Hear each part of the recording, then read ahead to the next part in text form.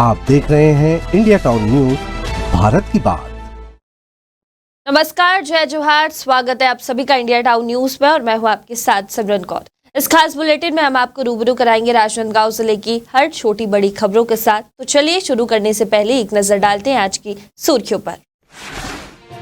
दुर्ग railway station पर मां से बिछड़ा बच्चा, राजनांदगांव आरपीएफ ने 1.5 घंटे में मां से मिलाया।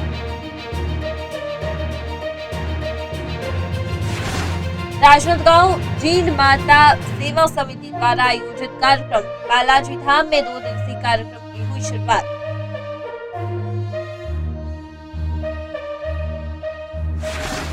बेमेतरा में पत्रकारों ने दिवंगत मुकेश चंद्राकर को दी श्रद्धांजलि। पत्रकार सुरक्षा की मांग को लेकर राज्य सरकार से की उचित मुआवजे की मांग।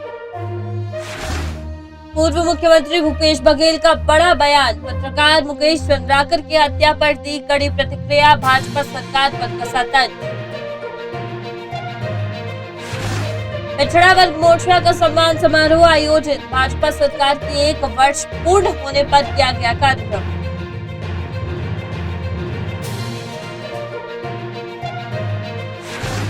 कल होगी भाजपा जिला अध्यक्ष की घोषणा, दिल्ली से आए बंद लिफाफे खुलने के बाद सामने आएगा अध्यक्ष का नाम।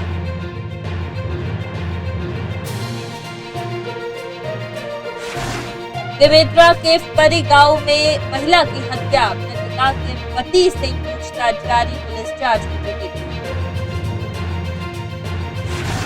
चाकूबाजी में युवक की हत्या घटना में शामिल 10 आरोपी हुए गिरफ्तार, पुलिस ने आरोपियों को भेजा जेल।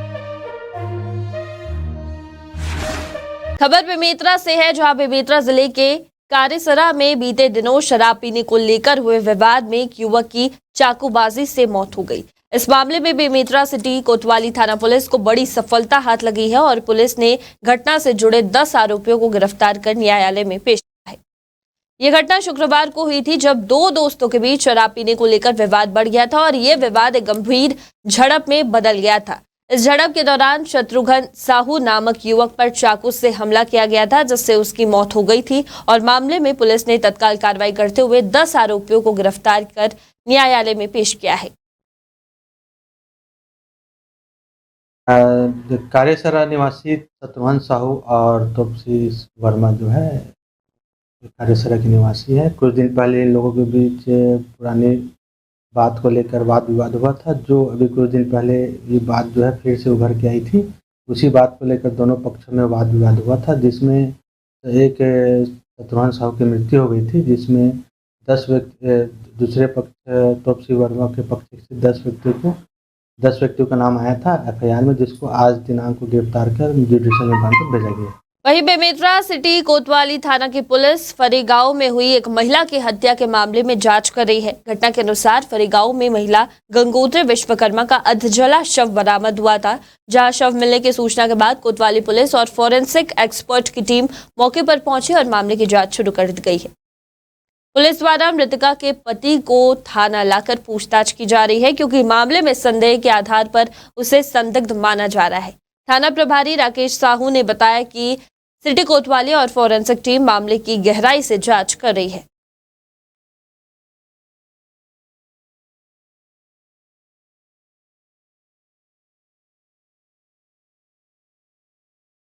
ग्राम फरी निवासी गंगोत्री विश्वकर्मा की मृत्यु जल के होने से सूचना मिली थी, तो मौके पर जो है फॉरेंसिक टीम और वरिष्ठ अधिकारी मौके पर पहुंचे थे और प्रथम दृष्टया मर्ग कायम कर जांच विवेचना में लिया गया है और जांच विवेचना के बाद जो है तथ्य सामने आएंगे, उसके अनुसार विधिवत कार्रवाई की जाएगी। वहीं खैरागढ़ में भाजपा जिला अध्यक्ष की घोषणा कल यानी कि 6 जनवरी को की जाएगी, जहां दिल्ली से भेजे गए बंद लिफाफों में नामों के खुलने के बाद जिला अध्यक्ष का नाम सामने आएगा।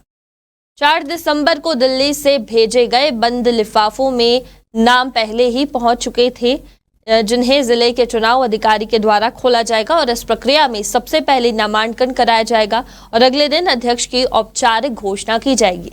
खैरागढ़ में भाजपा जिला कार्यालय में आयोजित कार्यक्रम में जिला चुनाव अधिकारी, जिला पंचायत उपाध्यक्ष, वर्तमान जिला अध्यक्ष समेत भाजपा कार्यकर्ताओं की उपस्थिति में लिफाफे खोले जाएंगे और इसके बाद ही आगामी जिला अध्यक्ष का नाम तय किया जाएगा।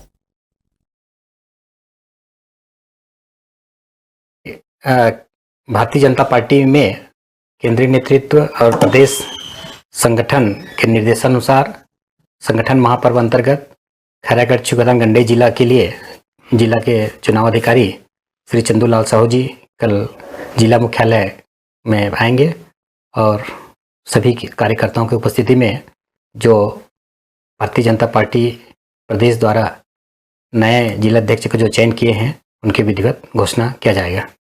भारतीय जनता पार्टी का अभी जो संगठन चुनाव चल रहा है उसमें भारतीय जनता पार्टी के एक निष्ठावान और सक्रिय सदस्यों को भारतीय जनता पार्टी का जिलाध्यक्ष के लिए बनने का अवसर प्राप्त हुआ है। राजनांदगांव में भाजपा सरकार के 1 साल पूरे होने पर पछड़ा वर्ग मोर्चा ने गांधी सभागृह में आंगनवाड़ी कार्यकर्ताओं और महिलाओं का सम्मान समारोह आयोजित किया है और इस समारोह में प्रमुख रूप से भाजपा के पदाधिकारी कार्यकर्ता और सम्मानित महिलाएं और आंगनवाड़ी कार्यकर्ता उपस्थित थे, जहां मितानिनों को उनके उत्कृष्ट कार्य के लिए सम्मानित किया गया। कार्यक्रम के दौरान भाजपा नेताओं ने सरकार की योजनाओं का जिक्र करते हुए महिलाओं के सशक्तिकरण और आंगनवाड़ी कार्यकर्ताओं के योगदान की सराहना की है। उन्होंने ये भी बताया कि भाजपा सरकार ने महिलाओं और बच्चों के हित में कई योजनाओं की शुरुआत की, जिससे समाज में सकारात्मक बदलाव देखने को मिल रहा है। भारतीय जनता पार्टी के अलग अलग विंग है, अलग अलग मोर्चे हैं, प्रकोष्ठ है, वो अलग अलग क्षेत्रों में काम करती है।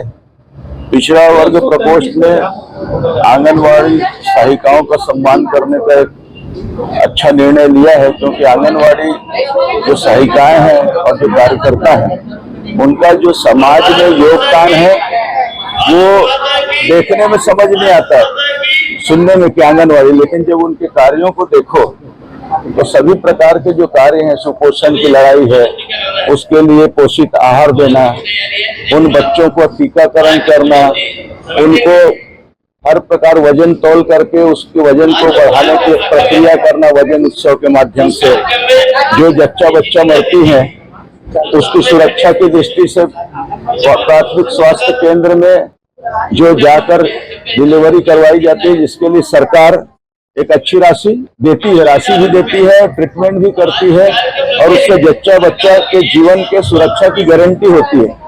और अनेक जो सरकार की योजनाएं जनहित की आती है उसको घर घर तक पहुंचाने का आंगनवाड़ी सहायिका और कार्यकर्ता काम करते हैं। आपका प्रश्न बहुत अच्छा प्रश्न है, क्योंकि इसके पहले भी मैं मितान बहनों को सम्मान किया था और आज है, चूंकि हम सब जानते हैं कि सामने चुनाव होने वाला है, पहले बात तो, और भाजपा के जो हमारा जो पद था वो 3 तारीख के समाप्त हो गया और जिला भाजपा का नया चुनाव होने वाला है और मैं जिला भाजपा ओबीसी मोर्चा के जिलाध्यक्ष हूँ, मेरा भी कार्यक्रम भी समाप्त होने वाला है।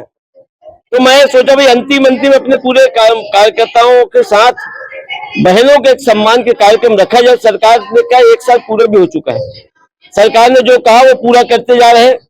इसी सब बातों को लेकर आज कार्यक्रम रखने का मन बना और जिसमें शहर के सभी 300 आंगनबाड़ी कार्यकर्ता सहायिकाओं का सम्मान करना, गिफ्ट विभेद करना, भोजन भी कराना है, इसलिए मोर्चा के द्वारा कार्यक्रम रखा गया। पूर्व मुख्यमंत्री भूपेश बघेल ग्राम भोइनाभाटा में आयोजित गुरु घासीदास जयंती कार्यक्रम में शामिल हुए, जहां उनके साथ पूर्व गृह मंत्री तामध्वज साहू, पूर्व विधायक आशीष छाबड़ा और जिला पंचायत सदस्य भी मौजूद थे। और इसी दौरान जब मीडिया ने बीजापुर में पत्रकार मुकेश चंद्राकर की हत्या पर सवाल पूछा तो भूपेश बघेल ने कड़ी प्रतिक्रिया देते हुए कहा कि हमने पत्रकार सुरक्षा कानून बनाया, लेकिन प्रदेश में पत्रकार ही सुरक्षित नहीं है। मुकेश चंद्राकर ने पीडब्ल्यूडी विभाग में भ्रष्टाचार को उजागर किया और उससे अपनी जान की कीमत चुकानी पड़ी। देखिए रिपोर्ट। बीजापुर में पत्रकार मुकेश चंद्राकर की हत्या पर मीडिया के सवाल पर बयान देते हुए पूर्व मुख्यमंत्री बघेल ने कहा कि हमने पत्रकार सुरक्षा कानून बनाया, लेकिन प्रदेश में पत्रकार ही सुरक्षित नहीं है। सुकमा जिले में रेत माफिया का कवरेज करने गए पत्रकार आज जेल में है। वहीं मुकेश चंद्राकर ने पीडब्ल्यूडी विभाग में जो भ्रष्टाचार है उसे उजागर किया और उसे अपनी जान की कीमत चुकानी पड़ी और भाजपा इसमें राजनीति की रोटी सेकना शुरू कर चुकी है। क्या कहा पूर्व मुख्यमंत्री ने, वो सुन। देखिए, हम लोगों को पत्रकार सुरक्षा कानून बनाया, देखिए, सरकार में कोई पत्रकार सुरक्षित नहीं है। सुकमा जिले में ही जो रेत माफिया है उसे कवर करने के लिए पत्रकार गए, आज भी जेल में। मुकेश चंद्राकर ने जो पीडब्ल्यूडी विभाग में जो भ्रष्टाचार है उसको उजागर किया, तो उसका फिर जान की कीमत चुकानी पड़ी। अब भाजपा वाले इसमें राजनीतिक रोटी सेकना शुरू कर दिए। मैं तो कहना चाहूंगा कि अरुण साहू जी, आपके विभाग में कोई सवाल करे तो उसे या तो ईडी के दफ्तर में, ईडी वाले उसके घर में छापा डालते हैं, जिसमें कवासी लखमा उन्होंने प्रश्न किया विधानसभा में और उसके घर में छापा पड़ा, उसके पूरे परिवार में छापा पड़ा, मिला कुछ नहीं। लेकिन उसको राजनीति समाप्त करना है, बदनाम करना है। और दूसरा, मुकेश चंद्राकर ने अपनी जान गंवाई। तो ये सरकार में कोई सवाल करे या उसकी कमियों को उजागर करे तो ये स्पष्ट संदेश है कि उसको अपनी जान से हाथ धोना पड़ेगा। जिस प्रकार से छातागढ़ में हुआ, जैद खान को काटा गया, सतनामी समाज ने मांग क्या किया, इसलिए सीबीआई जांच होनी चाहिए, सही अपराधी पकड़ा जाए। सीबीआई जांच तो किए नहीं, आज तक नहीं हुआ। लेकिन सतनामी समाज के सैकड़ों बच्चे जेल में है, बेल नहीं होने दे रहे हैं। तो जो भी सरकार के खिलाफ आवाज बुलंद करेगा उसे कुचल दिया जाएगा। ये चंद्राकर ने जो स्टोरी की है उसे पार्टी का कार्यकर्ता या पदाधिकारी करके नहीं किया, उन्होंने ठेकेदार किया। और ठेकेदार, उसने लिखा क्या है, 90% भुगतान हो गया, सड़क बनी नहीं। भुगतान कौन कर रहा है? सरकार कर रही है। स्टोरी क्या है, सड़क बनी नहीं, 90% भुगतान हो गया। भुगतान कौन कर लिया? अधिकारी कर रहे हैं, सरकार में बैठे। और उस ठेकेदार को इतना संरक्षण कैसे मिल गया, को हत्या कर दिया पत्रकार का, इतनी हिम्मत। वहीं पूर्व मुख्यमंत्री ने डिप्टी सीएम अरुण साव पर निशाना साधते हुए कहा कि आपके विभाग में अगर कोई सवाल करे तो ईडी वाले उसके घर पर छापा डालते हैं। जिस तरीके से विधानसभा में कवासी लखमा के सवाल पर ईडी ने उनके घर में और परिवारजनों के घर में छापा मारा है, जहां मिला कुछ नहीं, लेकिन राजनीति समाप्त करना है और उन्हें बदनाम करना है, यही बीजेपी का मकसद है। और दूसरा, मुकेश चंद्राकर को अपनी जान गंवानी पड़ी। अगर जो सवाल करे और सरकार की कमियों को उजागर करे तो ये स्पष्ट संदेश है कि उसे अपनी जान से हाथ धोना पड़ेगा। और जिस प्रकार से गिरौदपुरी में जो हुआ, जैद खान को काटा गया, सतनामी समाज ने सीबीआई जांच की मांग की ताकि सही अपराधी पकड़ा जाए। सरकार ने सीबीआई जांच तो करवाई, लेकिन आरोपी आज तक पकड़ा नहीं गया है। लेकिन सतनामी समाज के सैकड़ों युवाओं को जेल में डाला गया और बेल होने नहीं दिया जा रहा। जो भी सरकार के खिलाफ आवाज बुलंद करेगा उसे कुचल दिया जाएगा, ये संदेश बीजेपी द्वारा दिया जा रहा है। इंडिया टाउन न्यूज के लिए बेमेतरा से दुर्गा प्रसाद सेन की रिपोर्ट। और इसी के साथ फिलहाल वक्त हो चुका है एक छोटे से ब्रेक का। आप देखते रहिए इंडिया टाउन न्यूज। अब खबर आपकी उंगलियों पर, खबरों से परे, हर खबर पर हमारा नजरिया।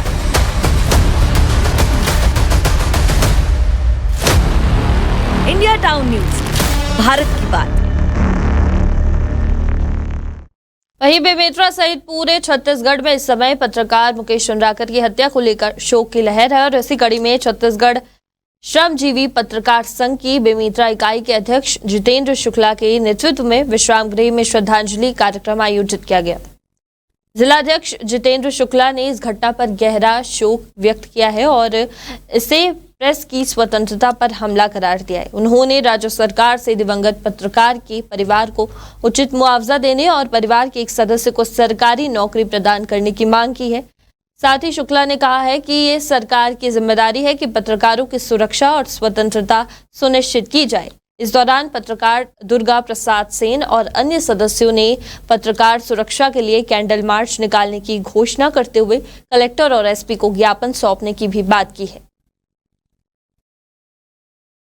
जिस तरीके से मुकेश चंद्राकर की हत्या बीजापुर में हुआ है वो सभी पत्रकारों को स्तब्ध कर दिया है और उसी को लेकर हमने श्रद्धांजलि सभा आयोजित किया है स्थानीय विश्राम गृह बेमेतरा में।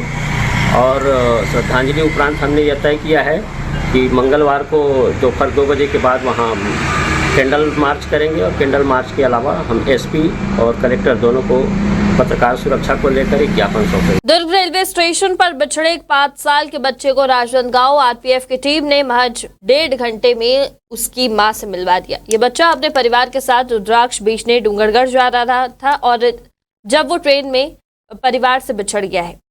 आरपीएफ निरीक्षक तरुणा साहू ने बच्चे के लिए तुरंत नए कपड़े मंगवाए और उसके सुरक्षा के लिए इंतजाम किए। इसके बाद आरपीएफ ने बच्चे को सुरक्षित तरीके से उसकी मां से मिलवाने की पूरी प्रक्रिया को जल्द पूरा किया।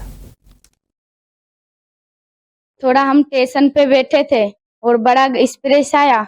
एक्सप्रेस पे हम बैठने वाले थे तो उस पे टीटी उतार दिए तो बच्चा थोड़ा बाथरूम में चले गए, 1 नंबर करने चले गए, गाड़ी छूट गई और हम उतर गए।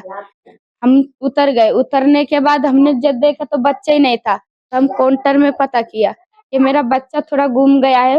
रो रो के पता किया तो खबर थोड़ा गाड़ी आया।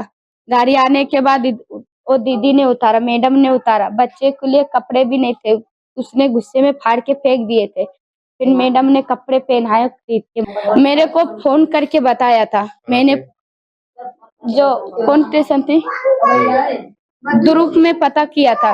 मैंने फोटो भी दिया, बच्चे का फोटो भी दिया, मेरा मोबाइल नंबर भी दिया। तो दीदी ने फोटो देख के बच्चे का पता किया। हर डिब्बे में बच्चे का पता करके उसका फोटो, इसका फोटो मिस करके बच्चों को दिया। सर 12843 में हम लोगों को सूचना मिली कि एक छोटा बच्चा जिसकी उम्र 3 से 4 साल की है वो छूट गया है, जिसने नीले रंग का ड्रेस पहना हुआ है। तो तुरंत मैं और मेरी टीम हम लोग गए और ट्रेन को देखे तो यहाँ पे मात्र 2 मिनट का स्टॉपेज रहता है, लेकिन वो बच्चा हम लोगों को मिल गया।